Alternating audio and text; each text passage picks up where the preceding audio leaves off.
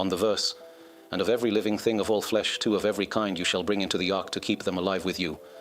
The sages say in the Midrash, that was written about 2,000 years ago, Bereshit Rabbah, chapter 30, paragraph 13. The ram did not enter the ark with Noah, but its offspring did. The sages say, "Know this, there was a giant creature called Ram, and there was no room in the ark to bring it in. Today, there is a creature that looks like a deer and is called Ram. Over the generations, that name was given to it. People saw its tall horns and called it Ram. We saw it. But that's not the original Ram. We have an interesting description from the sages of what the Ram looked like. When David was tending his flock, he found the Ram sleeping in the desert, and he thought it was a mountain, and climbed on it.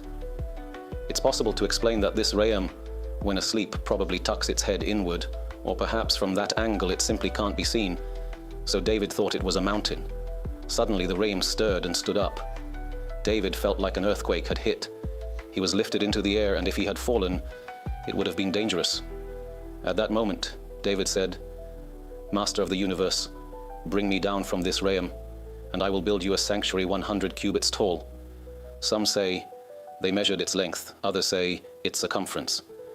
Meaning, just as this Ram was 100 cubits in length or height, David vowed, "If you save me from the Ram, I will build a sanctuary, the temple, of that size." Some say the Ram was 100 cubits long, others say its circumference was 50 cubits.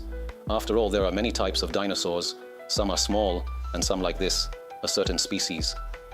What did the Holy One, blessed be He, do? He sent a lion. When the Ram saw the lion, it recoiled in fear and lay down. The Ram, although enormous, was still a lizard, a reptile. Reptiles are giant lizards, and lions strike fear into them. It saw the lion, immediately lay down, and David got down to the ground. When David saw the lion, he too was afraid.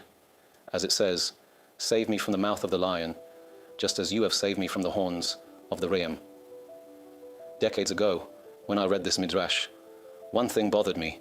It says here, "horns of the Ram." But dinosaurs, where do they have horns? Exactly before the book, The Coming Revolution 2, was sent to print, there was a big stir in the scientific world. They discovered a dinosaur with horns, a large dinosaur weighing 5 tons with horns. And later it was found that there are more like it. And today, there are findings that have raised questions among researchers. They don't have an answer to this question. But according to our Torah, there is an answer.